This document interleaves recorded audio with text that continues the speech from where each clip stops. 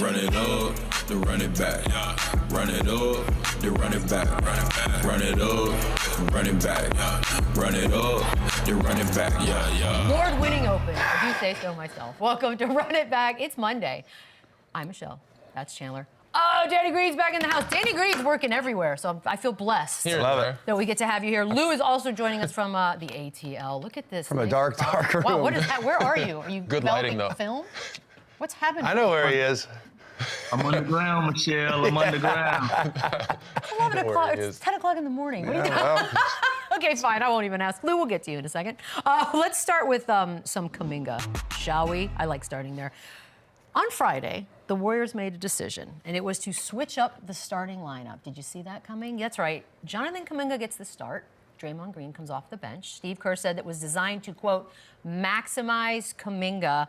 Then on Sunday, there's no Andrew Wiggins, so, you know, Draymond's back and all of that. But let's focus right now, Chandler, on the Kuminga of it all. Do you like the move? I do like it. I like, because he's kind of their only future franchise-type player. They have some great talent, they have some depth, but Kuminga is a guy that they're looking at to be next in line. And we all know Steph is not going to play forever. We know Draymond is not going to play forever. And this dude seems to be the, you know, kind of the one that's going to be in that role next to kind of carry this team into the future and help their transition. He's always had this raw athleticism. He's long, he can get downhill. He has that Giannis type game where he still has to develop a jump shot. He has to become a more consistent jump shooter, but this is great for him. You don't want to enable his future. You don't want to, you know, slow down his development by keeping him off the bench. And this is it. Throw him into the fire. Let him get these reps. Let him continue to expand his game playing with Steph. And this was a huge move from Draymond Green, too. As the historic career he's had, Hall of Fame career, this was an extremely mature move to kind of not take this as a demotion and take this as this is what's best for the team this year. This is what's best for this kid's future going forward. And he earned it. He's grinded, he's worked, he went through some adversity early, starting off the bench, and now, you know, this seems to be back where he'll end the season, where he'll be for the foreseeable future. Maybe. Maybe. I'm surprised that, I mean, he didn't start out this way to begin with. I don't know why he was coming off the bench. Like, he was their franchise guy. Yeah. In my mind, I thought they were trying to keep him at a cheaper cost, if that makes sense. Interesting. Obviously, he was looking for an extension, bigger one than he expected that they were going to offer, looking for the max extension. And when you see a guy like that go to the bench and not play as many minutes, you're like, all right, they're trying to devalue. Yes, or trying to not let him be seen as much as good, because he had not unbelievable, he had a really good year last year, played well, showed what he can do. As you see in the highlights, his athleticism is unbelievable. Oh, God, yeah. And what he was doing just off the bounce, obviously more consistent jump shooter, but he's shown he could potentially be that guy. So for him to start on the bench, to me, didn't make sense. Lou, what are your thoughts? I got to agree with both of these guys. You know, outside of everything else, you know, when Danny makes the argument that they're trying to devalue him somewhat and trying to get him to a place where he can be more affordable and get him down to a lower number, I can understand that. You know, this is how business is done. However, my only concern with that is we haven't seen Golden State operate in that space yet, right? Even when it came down to Klay Thompson, there was open communication like, hey, listen, this is the number we're at. This is what we feel like this is the value, and this is how we're going to move forward. So they've always moved in a space that's been open and honest with their players, with the guys that are going to carry their organization moving forward. And I feel like Jonathan Kuminga is one of those guys. You know, they've been really patient with his development, bringing him on board and doing all of these things. And now that you're finally starting to see, you know, some of the fruits of that labor of him becoming one of your standout players and this young core of guys that they've grouped up with Draymond Green and they've grouped up with Steph Curry, I would hope that that's not the case, but I've seen some weirder things in this business, so who knows? You did mention Draymond Green, like, good move. He was being mature about it. He did have something to say about this and the benching in and of itself. Here's Draymond. I care about this organization, and I know a lot of people in this organization, including myself, think he's next. And so if he's next, at some point we got to see it. And for him to do that, he needs the opportunity. And like I said, if the opportunity falls on you, being me, then that's what it is, and you got to figure it out.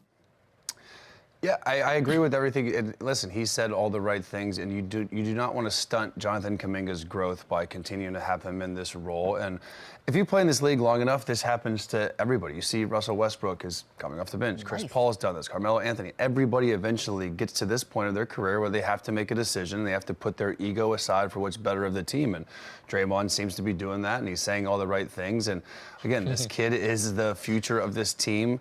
And he's saying and doing all the right things, and that's all he can do right now. And does it really matter? Draymond Green's still going to finish the game for this team. He's still going to play big minutes. He's still going to be in there when it matters. So as long as he can kind of take that hit to the ego, which that's all it is. Like, and everyone knows, do you start? It's like, how many points did you have, and do you start? Like the first questions your friends, your family want to know, they ask, and so that is a kind of a humbling experience. But it's all how you take it. Doesn't change the resume that Draymond Green has, and it's not going to change the impact he has on this team, because he's still going to play 30-plus minutes, and he's still going to finish the game at the at the end of the fourth quarter on most nights. So I think he's handling this the right way. He's being a professional. Kerr gave him the respect to have that dialogue, to call him and make sure there was no issues before. So I think they handled it extremely well. I mean, yes, all those things Chandler said, I agree with. You're just not buying it. I buy it. You care about the organization because the organization cares about you. They showed the care in him and being able to give him that contract. So he has nothing else left to prove. He's got the contract. They treat him a little differently. I don't think he'd be talking the same way. Oh, right.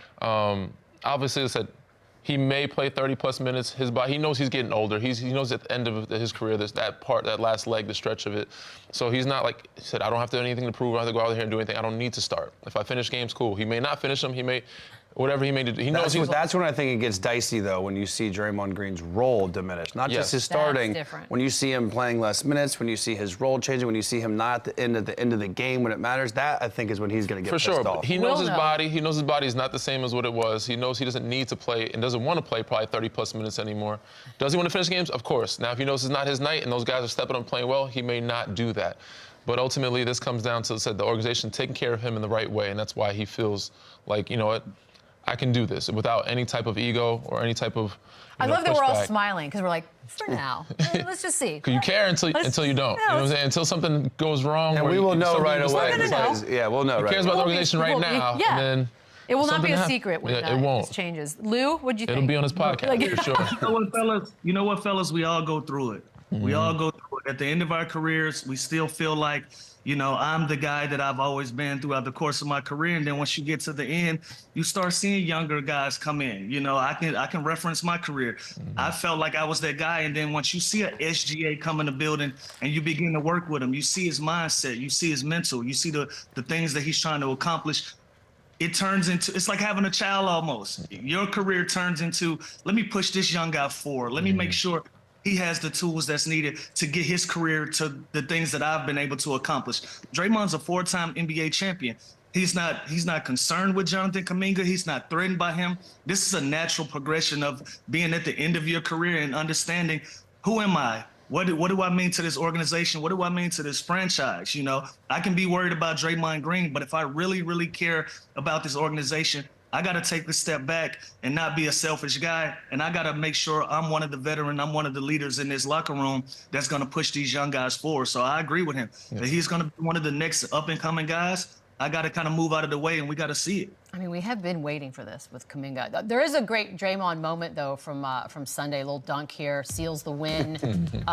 Take me through it, guys, celebration-wise. And you know his little tiff, up too. His tiff that he's always in with Rudy Gobert too. So the fact that he's blowing by this defensive. Well, look, this is better than an arm bar. I'll take that. Yeah. I can't be doing that and again. You can just tell. Watch how fast he sprints back with the night. All the way down the court. Look at the face.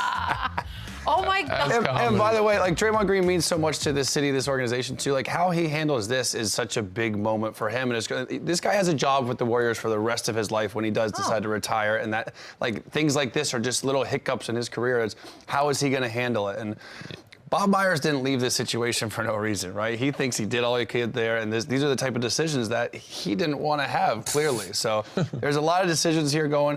Kuminga also is a piece where now we talked about devaluing earlier. Oh, here we go. Now we're probably doing the opposite. We're playing him because now can we get so much out of Kuminga that we could package him for something greater to maximize Steph Curry right now the next 2 or 3 years. What would that? That's what's what that my look question like? is. Well, I don't know, but there's someone that like Kuminga's a great player. I feel and for the future Kuminga. for Kuminga is great, but is he a number 2 option right now on a contending team? Like, no. Yeah, but getting rid of him, is that a good move? But you for the build him long up, you term? build his value. Do they think they can get another championship with adding something else other than Kuminga or Wiggins with Draymond and Steph right now? We'll see. How high can his value go? He's a future piece. I think there's definitely a lot of potential there, but he's not the guy right now to be the second option on a contending team. I'll tell you that. But he is getting better and better every day. For sure. He could grow into that. 100%. I think their window for contention is closed. There it is. They're very good. They're a good team. They're better than I expected them to be to start out. I think they're 100%. starting to come down to earth a little bit, but they still are. They play a really good system basketball. They move. Everybody touches the ball, sharing, knocking down shots, threes. Really good defense early on. Obviously up and down as of late. But to me, I just don't think the window of contention is there for them. And Steph Which is and why I Draymond- wouldn't get rid of Kuminga. Exactly. That's Sad to say. Sorry, Steph and Draymond, y'all got your 4. Yeah. It's not bad. You know that's really good. I know they want to get greedy, but moving forward, as you build around Kuminga, or if you bring in picks or some others, it's hard to start over or trade him for another star that's probably the best stars that we're looking at now are still kind of older. Yeah. I mean, the Except for internet had somebody like LeBron going to Golden State this weekend, so like. But like, I don't trade Kuminga for LeBron, right? No, there's I he's don't the trade him future. for a lot of people. no way. He's younger. He's so young. Not doing it. Cannot. And it's already been a roller coaster for him in a short period of time. We have to get to this game from Saturday. If you just saw the ticker flash by, you're like, that can't be right. But it was. The Nuggets lost to the Wizards. It's probably one of the worst losses of the season so far. And all of this was with 56 points from JOKIC, Chandler. I don't know what to say. How? 16 rebounds and 8 I assists. mean, first of all, his stat line, this is the Jokic show. It's unbelievable. With Jamal Murray out, this team is obviously struggling. And with Jokic off the court, this team's unbelievably bad. They're the worst. They're ranked 30th in offense when Jokic is off the court. You know what they're ranked when he's on the court? Number 1. That's silly. So That's silly. that discrepancy is insane. That should never happen with that much impact of an individual player. But they went 5 of 24 from 3. They had shot 21% from that. And they also went 16 for 27 from the free throw line, shooting 59%. You're not going to win many games shooting like that, scoring that inefficient, and giving up 122 points to this Wizards team. Letting a guy like Jordan Poole, they had no answer to him, go nuts. He hit 9 threes. So this was just I'd like to think it's just a stinker. That A lot of 9 threes This is one of those games where you lately. almost don't even watch film. You just say, listen, we shit the bed. We move on from this. But it's their 3rd win of the season, the Wizards. This is unacceptable. This is where you play with your food, and it backfired. Yeah, I mean, Oh, God. I chalk it up to him having a great night and the rest of the team having a dud. You know, that happened in Miami for the Lakers. But the Miami Heat are on a heater right now. They are winning a lot of games, beat beating some Cleveland? teams, but they weren't expected to beat the Lakers by 41 or whatever it was, and LeBron being the only person that played well. But the stats that you're reading off sounds to make a case for my upcoming segment later on. Oh, here we go. Your MVP can't lose to the Wizards. Your But he- MVP can't lose to the Wizards. He has 56, 16, and 8. points. What Like- more do you want from the guy? Win! do something. I want to win, Danny. He did as much as he could to try to win the game. It looks like he needs other people to help show up. So yes, with those stat line, those numbers, that is bad. Him being number 1 them being number 1 with him on the floor and 30th with him. That is. I don't think that that's just ever shows happened how before. valuable he Insanity. is to this group. I'm not like a big plus-minus guy, but Jokic is making me be that Top because to it's bottom. crazy that he goes out of a game, their team sucks. He comes back into the game, their Legit. team But is also good. just Like it is shows legit. you- It's clockwork. How their bench, they lost a lot of depth since never did anything their about it. championship run. They lost guys. They never got any replacements for it or Nothing. And with injuries, it doesn't help. You know, Russ is filling in for Jamal Murray right now, but like We talked about they don't need have some that more. Jordan Clarkson, Malik Monk guy, Buddy Hield off the bench to go. They had Bruce Brown before. Yeah, they had glue guys. KCP, They had Jeff Green, Bruce Brown, yeah. all those guys are gone. And Ish Smith, like they had a good point guard that could get them down, push the pace. I don't get it. So I yeah, don't get it's the tough. plan. I mean, when you win, it's hard to keep everybody. what do you think, Lou? We flushed it Yeah, or I mean, we look, worried? they're 12 and 10, Lou, and this is a really, really bad loss. So, what do you think about this Nuggets team? Does this loss say more than we think it does? You know, to me, it just looked like they're not connected. I mean, if your best player gives you 56, 16, and 8 at the center position against the worst team in the league, common sense is gonna tell you that the Nuggets are gonna win that basketball game, right? Like common sense tell you that's gonna be a game they're gonna win, but it didn't go that way. And you know, we can talk about their supporting cast with Jamal Murray being out of the lineup, even being in the lineup. They got to find somebody that's gonna give them some consistent production. You know, they got to get something from these other guys.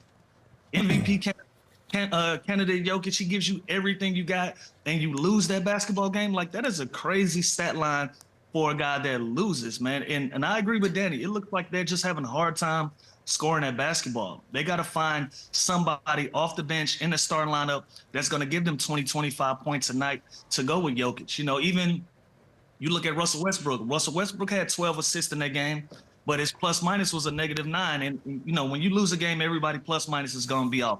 But that's production to me. But if he can add 12 to 15 points to go on with that 12 assists, it might be a different ball game. And then once they go to their bench, that's when you see a lot of lull in their game where, you know, whatever lead that they have, it diminishes when they go to their bench. They can't really afford that right now. And they lost a lot of pieces. They lost a lot of good pieces. KCP, Jeff Green, Bruce Brown, Ish Smith, like you guys mentioned. Those are glue guys that are going to win a lot of basketball games for you with big shot ability. Or Bruce Brown or Ish Smith, guys that can be impactful when not having a basketball, that can be impactful on a defensive end. They're lacking all of those things right now with this group. It's just a bad fit.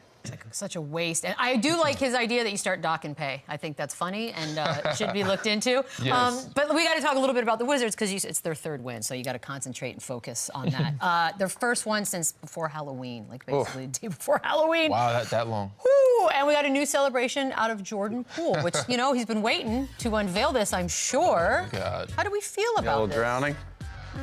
I would like it more if they weren't 3 and 18. Yeah, I feel like that's there's rough. not much to celebrate in Washington. But listen, this kid, he went off, and he's capable of having these big scoring games, and I don't hate it. I don't know if I love like it. the idea. I don't know about the execution. It's a little Yeah. At first, I didn't know what the hell he was doing, and I thought it was smelly in there. Somebody farted or Danny. something. Yeah, right? Danny, he hadn't had a lot of opportunities to work on. Yeah, I you know get what? it. I get it. Godspeed. Yeah. Keep celebrating anything you can. It's a Yeah. great idea. It's a good celebration. We just got to work on the execution. Something a little bit more. Also, Actually, Lou, you could make the argument he's had nothing but time to work on a celebration, just waiting to unveil it. I mean, you got to win something to celebrate. Yeah, you got to shoot. You got to hit a lot of threes to get the drown. practice it. You like the And they hadn't docking of won the enough pay? to Yeah. have confidence in it. He wasn't confident in it. They got to win a few more games. Yeah, Yeah, it was yeah. the Without doing what he execution wants to wasn't. Wait, the docking? Yeah, of course you wouldn't like the docking of the pay. In this country, it's fully guaranteed. But No, that that's shit what I'm ain't saying. happening. Like, I like no. that. Remember Ricky Williams had that contract? Everyone was like, why would you do this? No, Brilliant. it's full. Now I agree. Now, you could coach his decisions, DMPs, things There like you that. go. Take away, roles, make practices harder, tape for shoot around. There's other, but money doc, that's no way. Well, then be mean- better. How about that? Yes, That ain't happening. that's how you prevent tanking. I think at some point you got to do something. Money Yeah. talks, friend. You know? Money talk. You know what? We'll ask Bobby Portis about it. I'm sure he'll love the idea of docking pay for performance because he joins us next. There he is. Finally. Yeah, we'll be back. Run it up. Run it up, run it back. Yeah, you know what I came to do. If it's you against me, no, I ain't gonna lose. Bobby Portis. He is a competitor. Nothing but net for Bobby. Here's a competitor. Bobby Portis is back on the show. Yay! Okay, we talked yesterday. 23 points. Nice win yesterday. But now we're all kind of waiting because the NBA Cup starts up Tuesday, Wednesday. You guys obviously are in it. As a group, how excited are we? I think we are very excited. First and foremost, what's up, guys? I know I couldn't get on there last week. Lou was so mad at you last week, Bobby. Nah, man, Doc had us practicing, man. He was on us hard all week, man. We was in the lab. We was in the lab, man. We was getting it in. But to speak on the in-season tournament, man, I love it. Obviously, it's going to be a big deal for us tomorrow going into the game. I think we've been keeping a heavy, steady diet of group text just to keep guys locked in on the moment. Obviously, getting a chance to go to Vegas is very cool as well, especially mid-season. And then, getting another chance to win, a large lump sum of money as well is another thing as well. So large lump sum. So Yeah. So, so it's going to be a great event, man. And hopefully we get this dub tomorrow and get a chance to go out there in Vegas, especially a couple days early, you know. So it's going to be kind of cool. Yeah, Bobby, you kind of touched on it, but that was my question. As you know, obviously, just to compete and try and win something, it's obviously the name of the game. But what incentivizes you guys more, the $500,000 bonus, or getting the hell out of cold-ass Milwaukee and going to Vegas for the week during the middle of the season? It was just snowing last week, too, man. It was just snowing last week. Perfect time. Yeah, so, perfect timing. So I think it's going to be good for us to get out to, you know, just get out the Midwest for a little minute. Obviously go to Vegas and play in a big tournament like this. I like it, man. You know, you get a chance to play in meaningful games and, you know, in November and December. Like, we played in a meaningful game last week in Detroit. Like, who'd have thought that you would play in a meaningful game in Detroit in December? Damn. So it was kind of cool, man, just to, you know, see the hostile environment, see other teams take it seriously, and especially like after the game, I think we were in that tussle with the Knicks and the Magic with who was going to get the 1 seed. And after the game, we saw the Knicks was beating them by like 30. If they won by 35 or 37, then Boston get in. So I like the aspect of it. I played USA ball last summer, and it was like the point differential thing, right? So like the more points you win by, then the better seed that you get in. I like that it kind of takes away the, you know, it's the respect for the game. At the end of the game, guys still trying to run the score up. Guys calling timeout, trying to get an execution play. 3 minutes left, they up 20. So, 3 seconds left, they up 20. So it's kind of cool, yeah. Challenges. Josh Hart did come out kind of halfway joking around, but also kind of serious, being like, I don't really care about the young guys. I got my eyes on this AP watch. Is this something that you are, you know, looking at the guys on the end of the bench? Like, are we playing for more than just obviously the money, or, you know, but you're trying to hook those guys up with a fat bonus? Or is there, Austin Reeves last year said he wants a Riviera membership, which is funny because you guys can already afford whatever you want pretty much. But what matters more when you're looking at kind of the format of this tournament? I'm gonna keep it all the way real. I think the young guys. I'm gonna keep it all real. Like I said, and I think the young guys are more locked in on this than we are, bro. Like, they're like, can I get you anything? What can I? They keeping us locked in, bro. They keeping us locked in. Like, hey man, hey. There's some money on the line tonight. There's some money on the line tonight. Lock in. That's we come off the floor. They, hey, lock in. Hey, lock in now. Yeah. They on it. They on it hard, bro. They on it. Hey, Bobby. Good for them. You put an extra 500 in your pocket. What you doing with it? Man, I was thinking about that the other day. Like, after we beat Detroit, I'm like, shoot, man, you know, we about a couple wins away from getting something, you know. You know, even if you make it, you get like 150. So, shoot, even if you just get there, you know. So, 500, I don't know.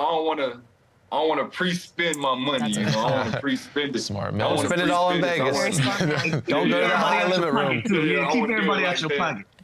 I'm gonna stay humble, man. I'm gonna stay humble one game at a time. But man, if I get that 500, he for sure going in and count though. Bob, I know you guys started off 2-8. You guys are now 12-11 after winning 8 of your last 10. And I know Doc has been practicing y'all pretty hard. What are the vibes like in the locker room? What are the vibes like with the coaching staff? How are you guys feeling? Man, it's great. Obviously, I think Doc gets a lot of slander, obviously. But for me personally and for our team personally, he's been great. Just building us, drilling things every day. I think early on in the season, we didn't really have a lot of camaraderie and chemistry, obviously adding new pieces. Obviously, we haven't played with Giannis in a while. He's, he got hurt against the Celtics late on in last season, and he sat out in the playoffs. So, trying to get re-familiar with our team and what we need to do, especially playing with Dame. It's a little different playing with him every game. I feel like guys pick him up full court. They trap him at half court. So trying to get in those short rolls and be playmakers and things like that, whoever sets the screen. So just trying to drill certain things so in the game it comes easier to us. And I think Doc has done a hell of a job with drilling things just so everybody knows where the shots are going to come from. Sometimes as a basketball player, you need that kind of reassurance to know what you need to do, what spots you need to go to, and so you can help the team thrive. So I like our vibe. Our vibe never was off. Obviously, we got to a bad start, like you said, but the vibes was always there. We just needed a little bit more straightening, man. That's all. I love a good active group chat situation. You can kind of tell a lot about a person, how they respond or how they interact on the group chat. So I know you guys have one going. I need to know two things. One, does Giannis share any of the lame dad jokes in the group chat? And B, is there the one person that's just like thumbs up to everything, never contributes? Because I like that person. That's me in the group chat. I know. I was like, that person rules. Yeah, so he's actually that second person for real. Really? Just be throwing stuff up. No,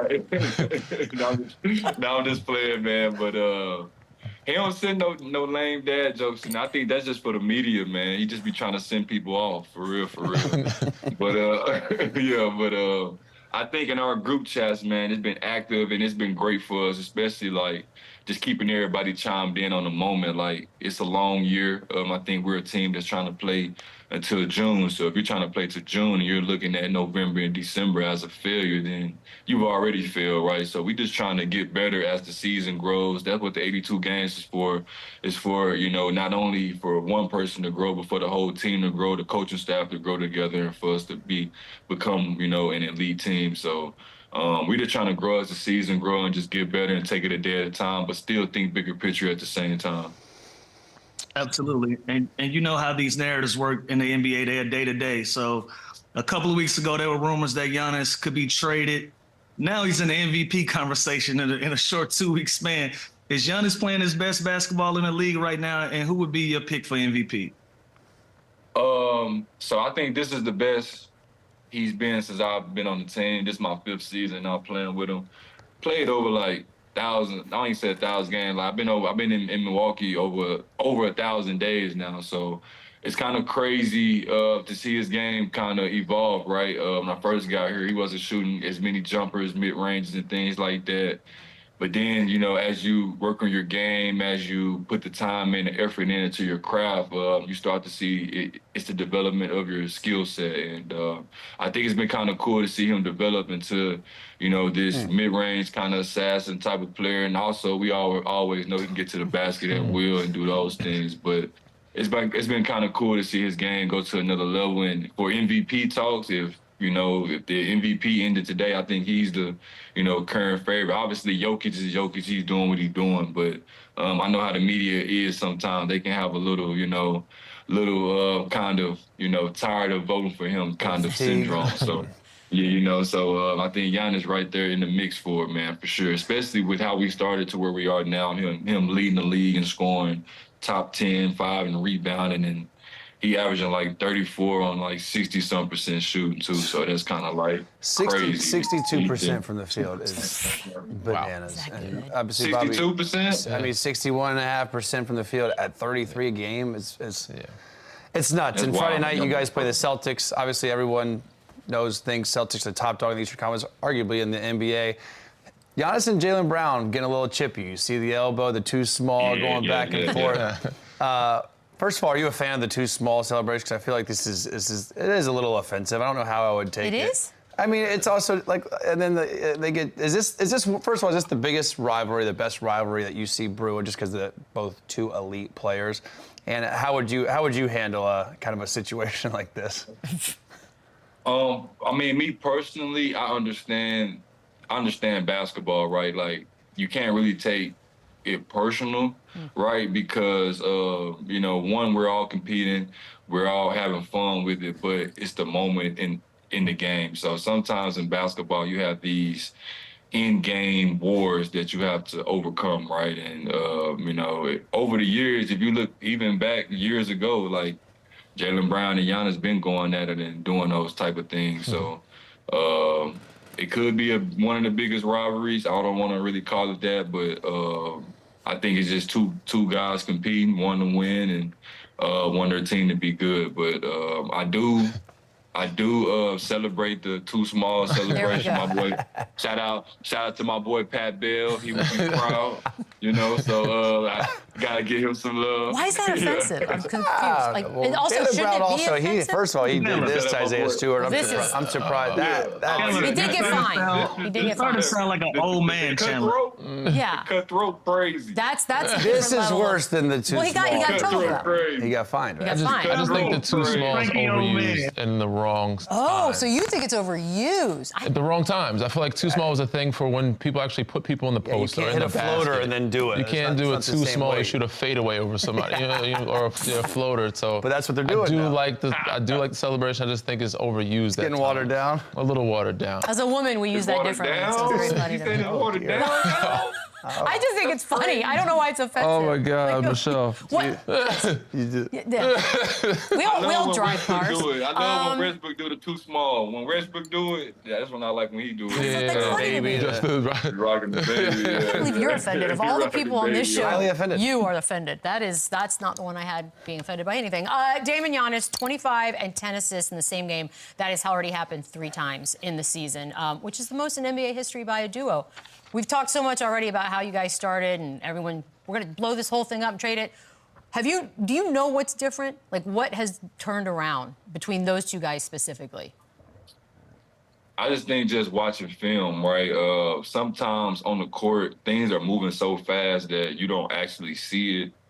And then when you let a couple of days go by and you get into the film session with your teammates, and then you start to see that, okay, if I, empower my teammates, I give him this open shot and I kind of manipulate the game to where I got my teammates flowing. He's feeling good by himself. And then, obviously I have the ball and I can do what I want to do with it whenever.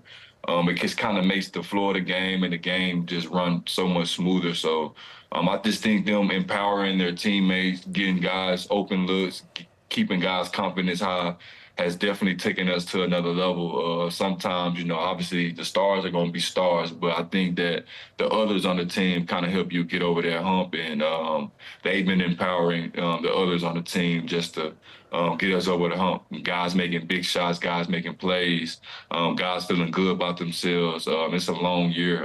You have highs and lows, you have slumps, and sometimes you just need that reassurance from the guy that, okay, he's going to make that extra pass to you, knock it down. It kind of feels good. So I think that's what's going good for us now, is that the trust factor is starting to build there, and if we keep that trust factor up, then I think we have a good chance.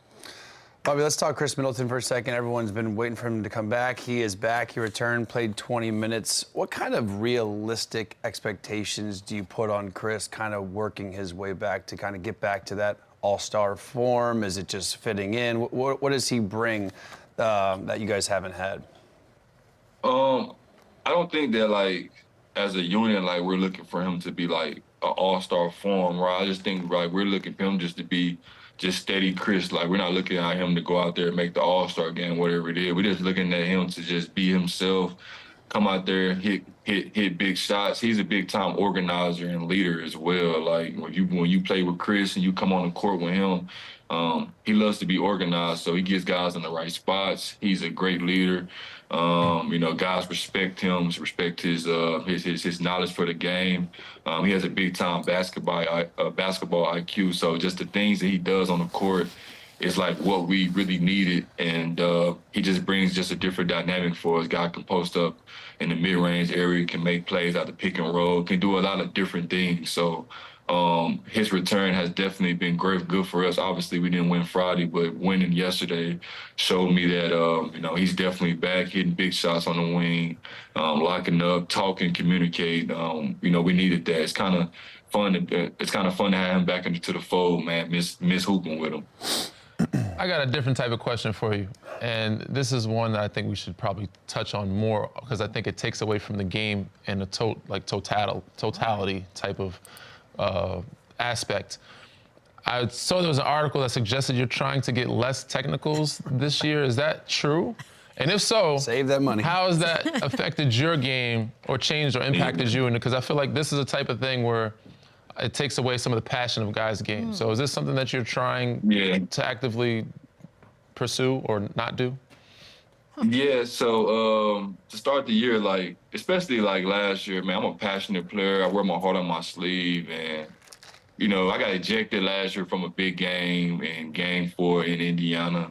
I feel like if I don't get ejected, then we kind of win the series, and you sit in the locker room the first quarter goes by, you like, damn. The second quarter goes by, you like, damn. The third quarter goes by, you like, damn. You lose the game in the fourth quarter, you like, damn. You know what I'm saying? It's like, it's a long game, so I'm like, yeah. So like with me personally, like I'm like, man, is it really worth it? You know what I'm saying? Like, is it really worth it? Like sometimes, you know, especially in the modern day era now, like you really can't say nothing. Yeah, they're taking away from you. Yeah, like they kind of take it away from you. So I kind of just be quiet and just say stuff under my breath to people now. Like, you know, I ain't really with the rah-rah being all loud no more. I just kind of like, you know. The NBA is making us passive-aggressive. Do you feel that takes away some of your intensity? I feel like it's taking away a lot of the passion and love for the game. You can't react at all. Like, so does it? You feel like it's taking away some of your passion and some of your intensity of the game? Absolutely, because, you know, obviously, you know, ever since we were a kid, like, you know, your high school coach or PE coach or whatever told you, like, you can be as loud as you want in the gym, right? You can be as loud as you want, scream to the top of your lungs. Like, that's always been a thing. Like, shit, it's the louder you are, the better you are on the court. So, you know, with me personally, like, you know, just being able to, you know, bring that passion, bring that dog intensity, sometimes it's kind of looked at different because I kind of just, you know, wear my heart on my sleeve. Passionate. Sometimes my eyes get big. The refs don't know what I'm about to do. You know what I'm saying? Like, they kind of get scared. You know, they get scared a little bit. So you just never know. But yeah. So I kind of scare them a little bit. Yeah. Hey Bobby, I want to take a look around the league really quick, man. We've been talking about LaMelo Ball a lot lately. He dropped a 50 ball on y'all a few weeks ago. Give me your opinions on Melo Ball and what do you think of his game right now? Man, I love Melo Ball game. Bro be hooping like he in the park, bro. He be shooting one leg shot. He be shooting all like it's crazy. Like on the court, I'm like, dang, bro, really shot that, and he hit that like crazy. Like he went crazy on us, bro. But I like his game. I like his confidence. Shout out Charles Lee as well. He was one of my coaches on the Bucks for 3 seasons. Charles Lee, a great basketball mind, great basketball IQ.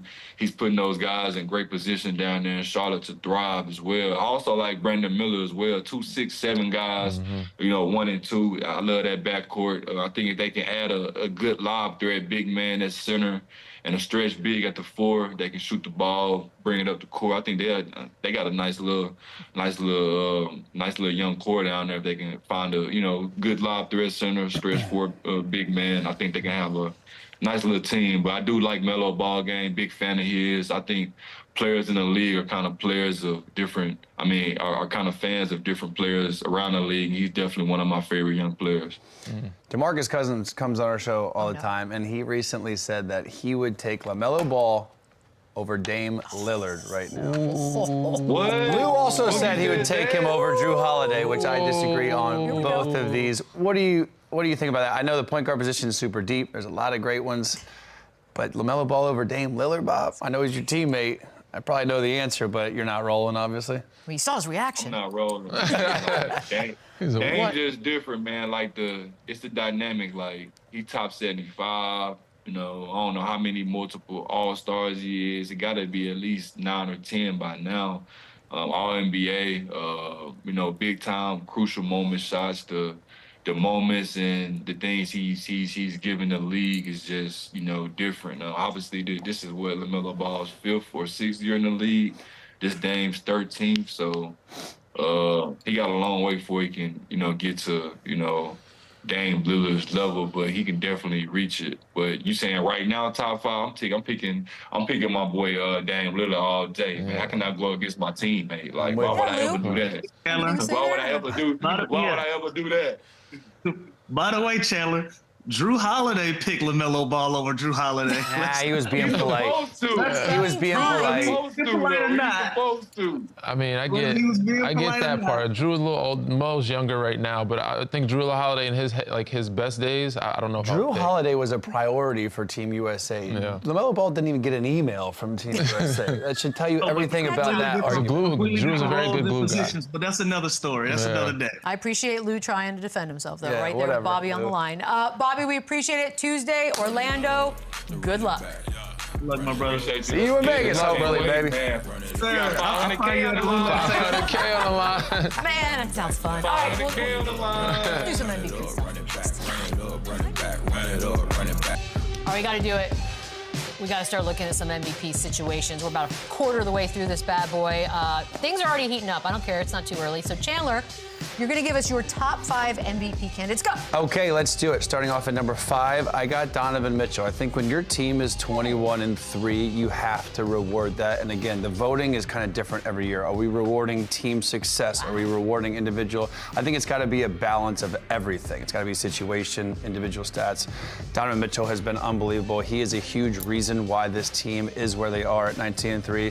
At the end of the day, though, he's only averaging 24, 5, and 4. Like Tyler Hero is averaging that in Miami. So if his team continues to win, I can see him staying here or rising. If they don't, I can see him unfortunately falling out because he'd have to average 30-plus points to really be in the hunt to win MVP. Fun odds, though. Hell of a season so far. Number 4, I got Giannis. And listen, you can't deny what Giannis is doing here. The numbers do not lie. He is leading the NBA in scoring. He has taken his team pretty much single-handedly to trade rumors, to firing a coach, to kind of back now in relevance. He's averaging more rebounds than Anthony Davis and more points than SGA. He's still a dominant defender. He does it all. Giannis's numbers leading the league in scoring, like I said, he's going to be there pretty much every year at number 4. Number 3, I went SGA. I think he is a combination of everything you're looking for. He is the the best player on one of the best teams. His numbers are great. He plays all the time. He is that great balance of kind of doing everything for this team, leading this team to, they're going to be at the top of the Western Conference come the end of the season. Number 2, this one's tough because I think you have to reward winning, and Jokic and the Nuggets have kind of taken a step back in that sense. They're 11-10, but his numbers are unbelievable. It's arguably his best individual season, but the team is 11-10, and I understand he's running away with it. He's probably the favorite on most people's, but to me, you have to impact winning. You have to do that every single night, and their team is just missing something. But on the flip side, like we said earlier in the show, they're the number 1 offense with him, the number 30 offense without him. So when you look at the impact of a player has, he's the most impactful player. You take him off, the Nuggets suck. You take Donovan Mitchell off, I think the Cavs still win games. Okay. You take Well, yeah, we've seen him struggle. And that kind of goes against my number 1 argument, but to me, Jason Tatum, he's the best player on the best team, and I think that holds value. He's played every single game except one game Thursday. I think guys just naturally try and dock him because the Celtics are so good, and his numbers aren't going to be gaudy like these other numbers, but he's consistent, he defends, and he wins games. And everybody fears this team, and he's a main reason why. So I think when I look at the MVP, it's the best player on the best team, and that's Jason Tatum. Second best team, but yeah. Good list, good list. Mine is similar, but a little different. I'll keep it not brief, but a little bit briefer. Chandler. Number 5 for me, I did like you guys' Giannis pick, but I went with Luka. And for me, because they are a better team, a better record, top 4 team, top 5 team in the West.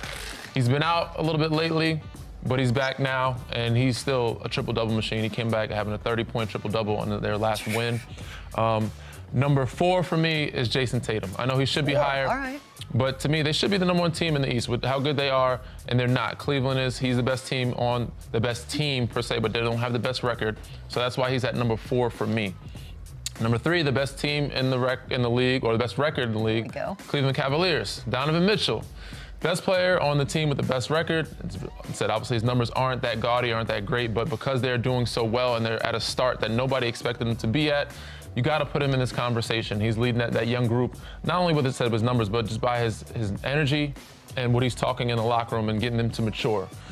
And for number 2 for me is SGA, them being the top team in the West, without Chet being hurt for the last 6 to 8 weeks or so, and even Isaiah coming in and out, Isaiah Hartenstein, and them still, staying afloat and being one of those teams, him averaging 30, what he does, about 29.8, which is 30. He should have been, I thought he should have got more votes last year and could have been MVP last year. This year, he's in the top 2 for me. Number 1, Nikola Jokic, you gave the argument for me. Them being 30th when he's off the floor and number 1 when he's on the floor. I don't care who they lose to. 56, 16, and 8. He's doing whatever, all he can to help that team win. And they're still above 500. You know, obviously it's 11 and 10. It's not great, but they are above 500, which I said, you looked at Giannis, you guys had Giannis on your list. They are, but they're still below Dallas to me. That's why I had Luka on there. They were barely above 500. By the way, you can make an argument for all. These individual seasons are all outrageous. Yeah. Lou? Yeah, absolutely. But I'm gonna stay firm, and I'm gonna reward winning, right? So at number 5, I'm gonna go Giannis at number 5. I just feel like he was late to the party. You know, getting going. At one point, this team was 2-8. Granted, they've turned it around, and a lot of that is based on his play, but just late to the party for me. Not enough consistency. Number 4, I'm gonna go Nikola Jokic. This is unpopular. He's out of my top. He's out of my top 3 because they're barely 500, and he was the MVP last year. How has he been winning? He's done everything he can possibly do. But again, sometimes we toe that line between winning and stat and your impact. Super impactful, one of the best players in the league, if not the best player, but it hadn't showed in their record. So for that, he's number 4 for me personally. Number 3, give me Donovan Mitchell. He's the reason this thing has turned around. You know, you give a lot of credit to Kenny Atkinson, but at the end of the day, somebody got to go out there and they got to execute your plan. They got to execute your game planning. And Donovan Mitchell has been able to do that. He's been ahead of the snake in the Cleveland Cavaliers and their success. So he lands at number 3 for me. Number 2 is going to be Jason Tatum. Won the NBA championship last year, and for a guy that's always overlooked or always doubted, every time he accomplishes something, there's always an asterisk next to it or somebody trying to take something off of the top of the things that he can accomplish. Boston is still one of the scarier teams. Granted, the Cleveland Cavaliers are number 1 in the East, but can they sustain that? Boston is going to be that team that's going to challenge them, and that's going to be on the back of Jason Tatum. And number 1 for my MVP pick, give me Shai Gilgeous-Alexander. There it is. I'm staying down with my guy. He was the runner-up last year in MVP voting. And as a result, they got better this year. Now they're the number 1 seed. They're back in the number 1 seed where they were a lot of last year. And then some of these veteran teams caught up with them and they landed at 2 or 3. I can't remember. But this team is right back where they are. And think about the adversity they've seen. You know, Chet Holmgren going out, Hardenstein being in the lineup. They had some different adversities and they still are coming out on top. And they're still the best number 1 team in the Western Conference. So with that, my MVP pick is going to be my young fella, SGA. You're going to get it right, Lou. One of us will be right. It's going to be one of those 3. One of us will get it right. All right, we'll take a quick break, come back, wrap things up here on Run It Back. Plus 7,500 is there. Run it up, then run it back.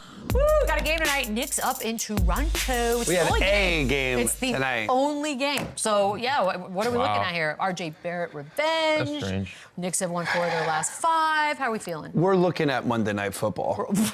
Well, that's not a good game. It's better than this. Give me Knicks -6 for sure. Although the Raptors are more solid at home, think so. but I gotta go with the Knicks here. Knicks are kind of climbing their peak, and they're offensively, they're starting to figure it out. I like the Knicks. Unless unhealthy, I like the Knicks too. Unless, you know, I mean, they did drop one the other night. Cat didn't play. But yeah, unless they're unhealthy, I got the Knicks too. Cat's a game time decision. Quickly's out. Quickly's back, but he's out. So no, yeah, I got the Knicks. We need Cat. We need Cat out. And Cat's been balling. Yes. He should be in MVP talks if they keep going. And for the record, as we lead into the game on NBA TV here, we are not with him on watching Monday Night Football. That was a Chandler Parsons lone decision. I'll watch that game. Enjoy the game, Vince Carter, tomorrow.